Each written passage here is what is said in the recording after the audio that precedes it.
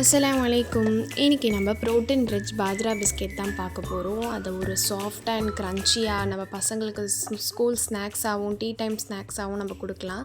So ஒரு பேனில் வந்து வேர்க்கடலை எடுத்துக்கோங்க, கொஞ்சம் பம்ப்கின் சீட்ஸ் அண்ட் பாதாம் போட்டுக்கலாம், கொஞ்சம் கேஷ்யூஸும் ஆட் பண்ணிக்கோங்க. உங்கள்கிட்ட ஒயிட் செசமி சீட்ஸ் இருந்தாலும் ஓகே தான். இவ்வளோ ட்ரை ஃப்ரூட்ஸ் மட்டும் போட்டால் போதுமா அப்படின்னு எல்லாம் கேட்காதீங்க.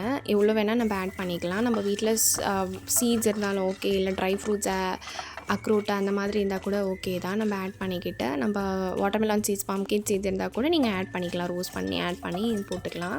ஸோ இப்போ வந்து நான் மிக்ஸி ஜாரில் ட்ரான்ஸ்ஃபர் பண்ணி நல்லா கிரைண்ட் பண்ணிவிட்டேன். கிரைண்ட் பண்ணி ஒரு பவுலில் ட்ரான்ஸ்ஃபர் பண்ணிக்கலாம். இங்கே வந்து உங்கள்கிட்ட ப்ரௌன் சுகர் இருந்தால் கூட நீங்கள் ஆட் பண்ணிக்கோங்க. நான் வந்து ஜாகரி எடுத்திருக்கேன். ஸோ ஜாகரியை வந்து நல்லா மெல்ட் பண்ணிக்கோங்க. அண்ட் இங்கே வந்து நான் ஒரு 30 to 40 கிராம்ஸ் அளவுக்கு பட்டர் எடுத்துருக்கேன். ஸோ மெல்ட் பண்ண வெல்லத்தை வந்து நம்ம பட்டரோடு நல்லா ஆட் பண்ணிக்கோங்க. ஆட் பண்ணிக்கிட்டு நல்லா ஜஸ்ட்டு ஒரு விஸ்கு கொடுங்க. இப்போ வந்து 1 கப் பாஜ்ரா ஃப்ளோர் எடுத்திருக்கேன். அதை ஆட் பண்ணிக்கிட்டு நம்ம ட்ரை ஃப்ரூட்ஸ் பவுடர் அரைச்சி வச்சுருக்கோம் இல்லையா, அதுவும் ஆட் பண்ணிக்கோங்க. அதோட கொஞ்சம் பேக்கிங் பவுடர் அண்ட் கொஞ்சம் பிஞ்ச் ஆஃப் சால்ட் போட்டுட்டு கொஞ்சமாக மில்க் எடுத்துக்கோங்க.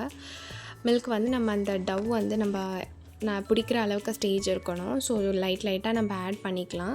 ஸோ இந்த கன்சிஸ்டன்சிக்கு நம்மளுக்கு வந்தால் ஓகே.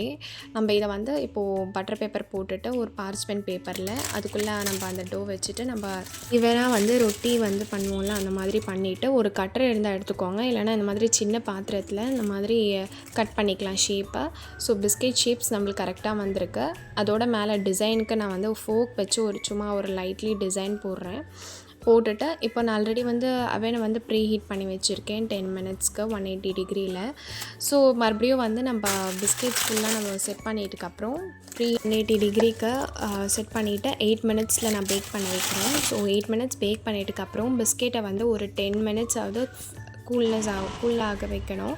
அதுக்கப்புறம் தான் நம்ம பிஸ்கெட் வந்து க்ரன்ச்சியாக இருக்கும். உடைக்கிற சவுண்ட் கேட்டிங்களா? இப்படி தான் இருக்கணும் பிஸ்கெட்டு. இந்த வீடியோ உங்களுக்கு பிடிச்சிருந்தா லைக் பண்ணுங்கள், ஷேர் பண்ணுங்கள், சப்ஸ்கிரைப் பண்ணுங்கள்.